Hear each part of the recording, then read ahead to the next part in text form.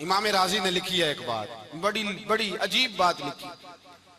इमाम राजी कहते हैं जमीन पे नबी पाक ने हजरत अली को भाई बनाया था, तो आसमानों पे जिब्रील अमीन ने हजरत मीकाईल को भाई बना लिया।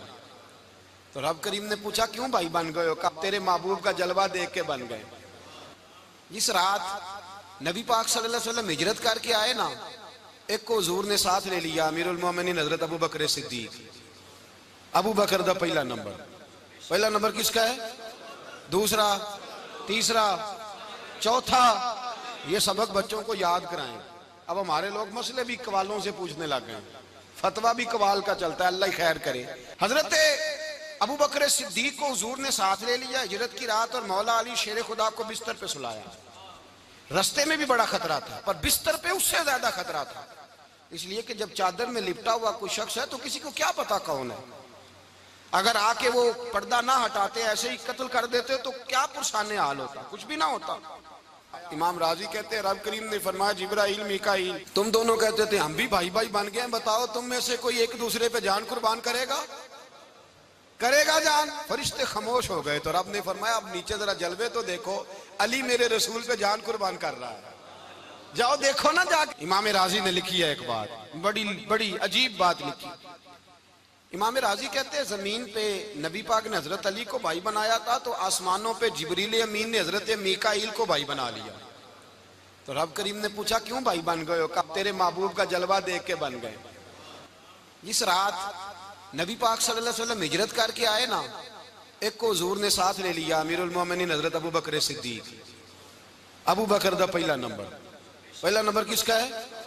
दूसरा, तीसरा, चौथा। ये सबक बच्चों को याद कराएं।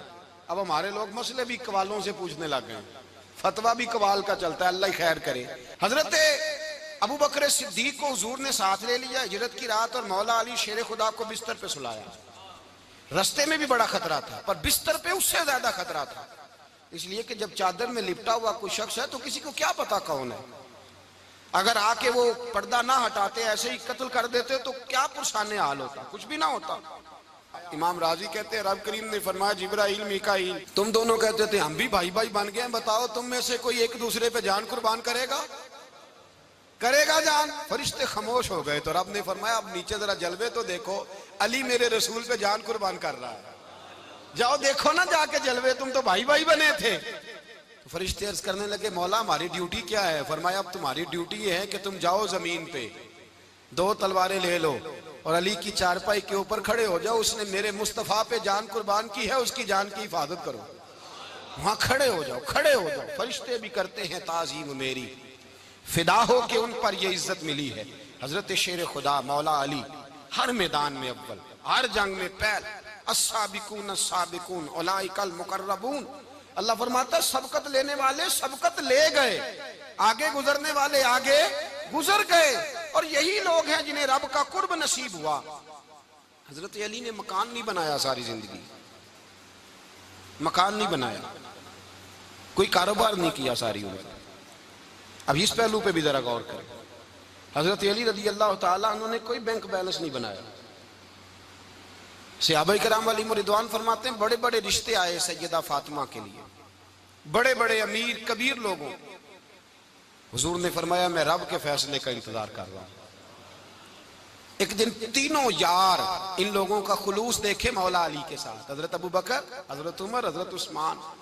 हजरत अली एक यहूदी के बाग में मजदूरी कर रहे थे, तो वहां गए और जाके कहा अली तू हुजूर से सैयदा फातिमा का रिश्ता क्यों नहीं तलब करता? तो हजरत अली कहने लगे भाइयों ना मकान है ना घर है ना कुछ है, रिश्ता कैसे मांग लूं? कहा तू जा तो सही, हमें तो लगता है रसूल पाक तेरा इंतजार कर रहे हैं। मौला अली शेर खुदा कहते मैं गया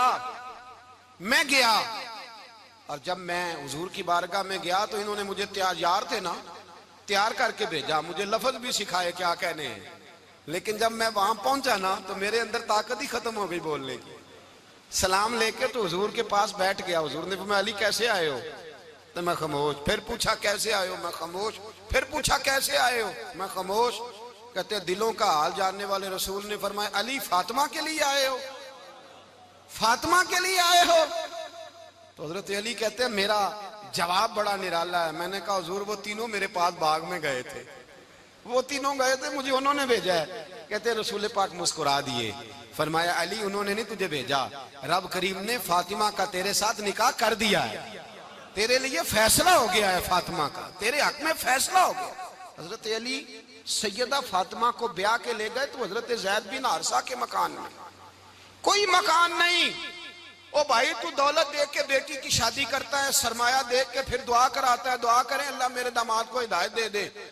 मेरे रसूल ने बेटी की शादी की तकवा देख के, परहेजगारी देख के, दीनदारी देख के उस शख्स को बेटी दी जो अस्साबिकून साबिकून के दर्जे में शामिल, जो इन्नल्लज़ीना आमनू व अमिलुस सालिहाति उलाइका हुम खैरुल बरिया के दर्जे में शामिल, उनको अपनी बेटी दी।